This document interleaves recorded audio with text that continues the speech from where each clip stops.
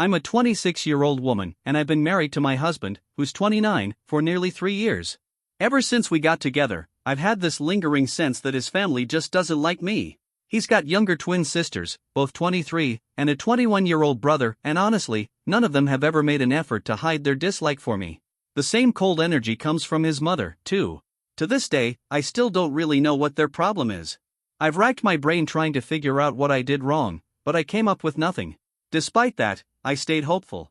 I really wanted to have a positive relationship with my in-laws, so I decided to take the initiative and do something nice. I offered to plan my mother-in-law's 50th birthday celebration this year.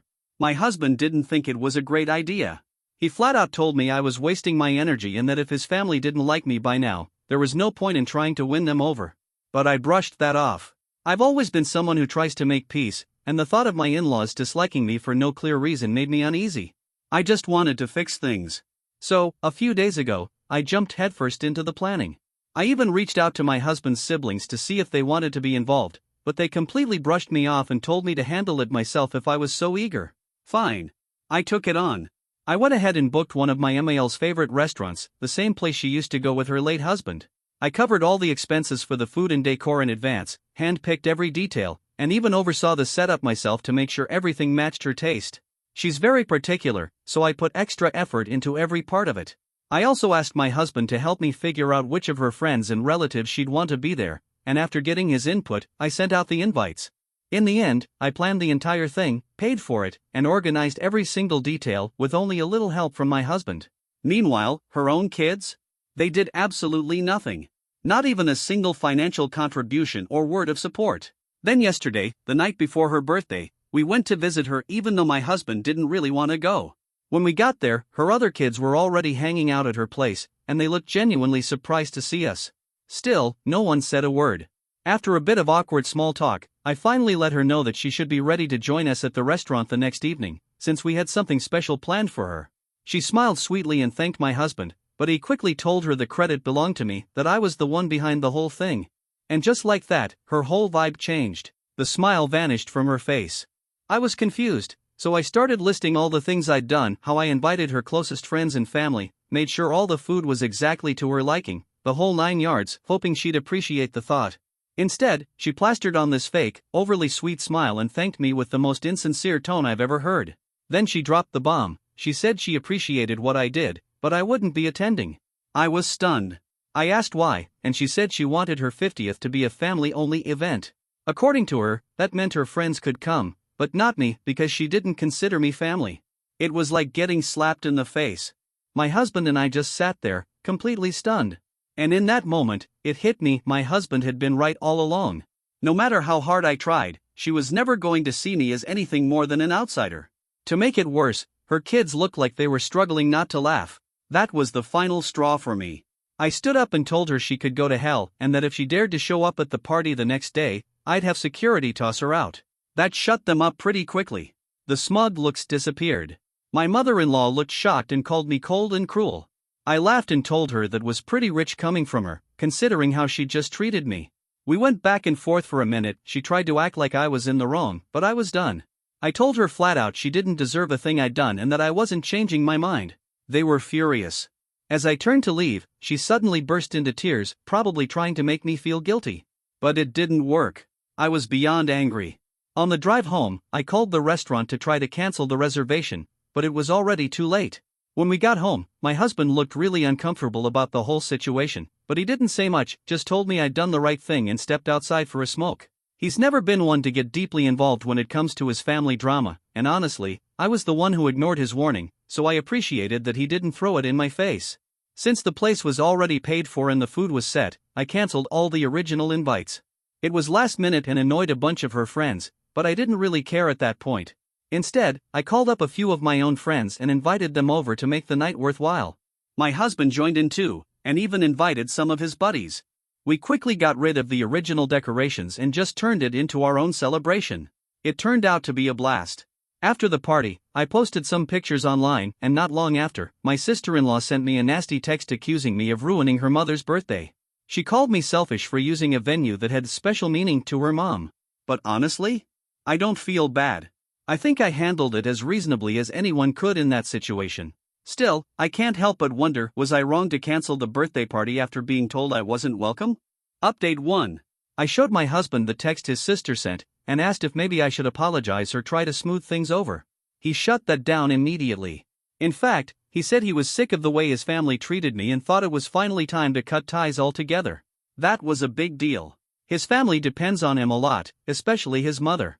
He owns a company and is financially stable, so if he cuts them off, they'll be forced to lean on his siblings instead, which is a problem, considering they're unreliable and constantly job hopping. They've always depended on him for support, and this would be a huge shift. I tried to talk him out of it, but he was firm. That's when I started thinking, there's definitely something deeper going on here. I've noticed over the years that the more serious our relationship got, the more distance grew between him and his family. By the time we were planning our wedding, he barely spoke to them. It wasn't because he didn't try. Back when we were dating, and even during our first year of marriage, he invited them over for dinner more times than I could count. They always had some excuse not to come. I think I was part of the reason for that too, and that's what made me so desperate to earn their approval. I wanted him to feel close to his family again. But now, I'm starting to believe there's more to this than he's letting on. He's not the kind of person who would just walk away from his family without a good reason. He used to tell me all the time how much they meant to him. So even though cutting them off might be fair after what his mom did to me, it still feels like there's a part of the story I don't fully know yet. Honestly, the way my husband's been acting lately doesn't feel like him at all, and that's what really worries me. I've made up my mind to figure out the full story because the last thing I want is for him to silently carry resentment toward me down the line or feel like cutting off his family was my doing. Deep down, I just want him to feel safe enough to open up and explain what really pushed him to such a drastic decision. Update 2. After a lot of gentle nudging and a little bit of pestering, he finally opened up. He told me the real reason he was done with his family after all these years, and let me tell you, I wasn't ready for everything he had bottled up. I already knew his dad passed away when my husband was 21. Back then, his younger siblings were still in school, and his mom had never worked a day in her life. So, all the responsibility naturally fell on him. He stepped up, took on the role of provider, and started working around the clock just to keep things afloat. The money his dad left behind wasn't enough to sustain everyone. By the time he was 23, he managed to land some investors for a startup he'd been working on, and from there, things finally started going his way. He went from just scraping by to building a successful business. But instead of his family being proud or stepping up to help themselves, they took it as an excuse to become completely dependent on him. He didn't say anything at the time because he felt like it was his duty, like his dad would have expected him to take care of them. And so he did, quietly, without complaint. The worst part? They made it pretty clear that they didn't want him getting too close to anyone else. Any girlfriend he dated before me? They treated her like she was a threat. They believed anyone who got too close to him would take away attention, or worse, money, from them. Their idea was that his only priority should be taking care of them, not building a life of his own. So when I came along, and it was obvious I wasn't the kind of person who would just roll over and take their mistreatment, they started getting hostile. I wasn't going anywhere, and they knew it. That's when they shifted gears and started trying to manipulate him against me. He didn't fall for it, but it did cause a lot of fights behind the scenes, stuff I never even knew about at the time. They wanted him to dump me, but he'd already made up his mind. He wanted to marry me. Eventually, they started pulling away on purpose, trying to guilt-trip him into giving in. But at the same time, they still kept asking him for money. That tactic didn't work either. We stayed together, and now, years later, we're still going strong. After the whole birthday disaster, he told me something else. While his sister sent me that nasty text to guilt-trip me, his mom had actually called him too, trying to emotionally manipulate him into leaving me. All because I insulted her. That was his breaking point. He told me he just couldn't take it anymore. That was when he decided to cut them off for good. I still can't believe everything he's gone through. The man has supported them financially for years, and instead of gratitude, they gave him guilt trips, control tactics, and constant pressure. I've officially lost whatever shred of respect I had left for them. They don't love him, they just love what he can do for them. And I'm honestly proud of myself for staying by his side, no matter how hard they tried to push me away. They didn't want a daughter-in-law, they wanted an ATM with no attachments. But I didn't marry him for his money. I love him for who he is, not for what's in his bank account. Now that I finally know the full truth, I'm even more shocked that he kept it to himself for so long. He didn't want to hurt me because he knew how badly I wanted to have a close relationship with his family. But he knew that was never going to happen. And honestly, I agree with him now, cutting them off is the right move. They don't deserve a place in his life anymore.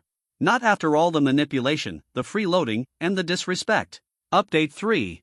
Today, my husband finally made the call. He told his mom, clearly indirectly, that he didn't want to hear from her or his siblings again unless they were ready to take responsibility for their own lives and change their toxic behavior. He told her he wasn't going to keep supporting them forever. I wasn't surprised that his announcement caused total chaos. Even with the phone on normal volume, I could hear his mom screaming at him from across the room. Things escalated fast. She went into full-blown meltdown mode. She tried pinning all of it on me, of course. Said I must have brainwashed him. Accused me of trying to tear their family apart and manipulating him into shutting them out.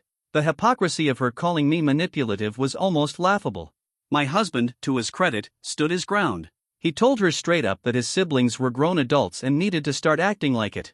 Depending on him forever wasn't just sad, it was embarrassing. But she wouldn't stop. She said the success had gone to his head, and that I was probably the one pushing him to cut them off, encouraging him to treat his own blood so cruelly. Classic emotional blackmail. All just a desperate attempt to keep him in line and under their control. When I saw that it was starting to get to him and he was about to lose his cool, I stepped in. I told her his mind was made up, and unless she and her kids learned to act like respectful human beings, they'd be out of his life for good. The choice was theirs: either change or get cut off for good. Then I ended the call and muted every notification on his phone so he could take a breather and not have to deal with their nonsense anymore. We decided to put our phones away and distract ourselves with a movie for the rest of the night. Update 4. Apparently, ruining her own son's evening wasn't enough. My MIL decided to start coming after me directly. While my husband was finishing up some work after the movie, I checked my phone. I had a bunch of missed calls from her and dozens of disgusting text messages. And I mean full of profanity. His siblings joined in too, sending the most vulgar, childish insults they could think of. Honestly, I wasn't shocked. This is exactly what I expected. I just took screenshots of everything evidence, in case we need it down the line, and kept it moving. I tried to focus on some work emails, but a few minutes later, she called again and I accidentally answered it. I didn't even say anything. She just launched into this vicious rant, calling me every name under the sun. Said I was a gold digger, manipulative, selfish, that I was trying to ruin her son's life. I sat there and listened until she ran out of steam. Then, calmly, I told her that every single thing she accused me of doing, she should take a long, hard look in the mirror, because she was projecting. Everything she claimed about me actually described her and her kids to a T. I told her I was glad my husband was finally cutting the freeloaders out of his life. That they didn't deserve to be around someone as generous and hardworking as him. Then I hung up. I blocked her and all of his siblings on every platform I could think of. I don't need that kind of poison in my life, and neither does he. It's honestly depressing how low some people will sink just to avoid being responsible for themselves. I still haven't told my husband that his mother called me directly. I'm holding off because I really don't want to add to his stress right now. But if she or anyone else from that side tries anything like that again, I'm done staying quiet. I'll tell him everything, and we'll make sure they're completely out of our lives for good. They have absolutely no right to keep disturbing our peace like this. Honestly, I have no idea what their next move might be, but I'm certain of one thing: my mother-in-law isn't going to give up easily. Unless we take serious legal steps, I doubt she'll ever stop. I'm hoping it doesn't get to that point because I know how emotionally exhausting it would be for my husband. But if it does, I'm ready to go all in. I'll do whatever it takes to protect him. They're not going to mess with my husband anymore. Not on my watch. Update 5. Nearly 2 weeks have gone by since all that happened, and let me tell you, it's been a whirlwind. The night I blocked my mother-in-law, my husband and I had a quiet dinner, hoping that maybe, just maybe, we'd finally get some peace. But no. The very next morning, she showed up at our door, uninvited and angry, with her 3 grown children in tow. They demanded an explanation for everything: why we'd said what we said, why we were cutting them off. You could feel the tension the moment they walked in. All of them looked furious, and I knew this wasn't going to be easy, especially for my husband. They immediately tried to get me to leave the room, saying this was a family matter and I wasn't family. But I stood my ground. I reminded them that they were standing in my home and had absolutely no right to tell me where I could or couldn't be. Then came the ambush. They turned their focus to my husband, unleashing a wave of guilt and accusations. They called him selfish, heartless, accused him of abandoning his own blood just to keep his wife happy. He sat there in silence, visibly shaken, face turning red, and I knew he wasn't going to be able to handle this alone. My husband's one of the kindest, softest-hearted people I've ever known. He genuinely loves his family, even after everything they've put him through. He's never been the type to yell or fight back, and I could see this ambush was crushing him. So I stepped in. I told them they needed to leave immediately. Not just because they were upsetting me, but because they were making my husband cry. He was breaking down right in front of them, and they didn't even care. Of course, my mother-in-law didn't back down. She snapped that I had no right to push her around in her son's house, and that she could stay as long as she pleased. And even as my husband sat there, clearly overwhelmed, she kept berating him. She started in with her usual guilt trips, telling him she hadn't raised him to be this way, that she was ashamed he'd chosen his wife over his family. Then his brother chimed in, saying my husband's only real duty was to them, and that I didn't deserve a man like him anyway, calling me a gold digger. That was the final straw for me. I completely lost it. I told them flat out what I thought. They were lazy, entitled freeloaders who were living off my husband's hard work because they were incapable of building lives of their own. They were the real gold diggers, constantly begging him for money, then turning around and stabbing him in the back. And to top it off, they had the nerve to be ungrateful. They were stunned. Silent. For once, they had nothing to say. I took advantage of the silence and told them to get out now. I warned them that if they didn't leave, I'd call the police for trespassing. That finally made them move. As they left, my mother-in-law made one last attempt to twist the knife. She said their father would have been ashamed of the way his oldest son was treating them. A low blow. Disgusting, really. Using their dead father's memory as emotional blackmail? That's who these people are. By the time they pulled away from the house, my husband had completely broken down. He sobbed in my arms for what felt like hours. I just held him. There was nothing else I could do in that moment but try to help him breathe again. And yeah, I'll admit it. For a second, I wished I'd never tried to throw her that birthday party. That one act of kindness had opened up a flood of ugliness I hadn't seen coming. But at the same time, I'm glad. Better this happened now than years later when the damage could have been even worse. After they left, I blocked them from my husband's phone and social media, too. No more sneak attacks. No more guilt trips through texts or missed calls. Later that night, once he was calm again, I told him it was time we started looking into legal help just to protect ourselves. I had a gut feeling they weren't done with us yet. And sure enough, I was right. Within days, we received a formal legal notice from my mother-in-law. She was demanding a massive payout from my husband, claiming he had stolen large sums of money from the inheritance after his father died to start his business. I was speechless. She and her kids were willing to lie on official paperwork to try and squeeze money out of the one person who had supported them for years. The worst part? My husband never touched a penny of that inheritance. Every cent he used to build his company came from his own blood, sweat, and hard-earned effort. He's entirely self-made. And to have his own mother try to smear his name like that? It made my blood boil. To make matters worse, word spread quickly. My husband's company is well known, so rumors flew, and yes, it did affect business. Temporarily. But karma's funny like that. Within 2 weeks, we were able to prove that every accusation they made was a lie. Not a single dollar was missing. Not a single claim held water. And now, they're the ones who have to pay. That lawsuit backfired hard. They've been ordered to pay damages for defamation and false accusations. And from what I've heard through the grapevine, they've been completely cut off by the rest of the extended family. Even their own relatives are disgusted by what they tried to pull. And now, the three of them are scrambling to find actual jobs to cover their own expenses, since my husband won't be bailing them out anymore. Good. They deserve every bit of this. As for us, we've finally closed that chapter. We're doing better. We're lighter. Happier. And for the first time in a long time, I feel like we're free from all of that toxic weight. And I'm going to do everything in my power to make sure we stay that way forever.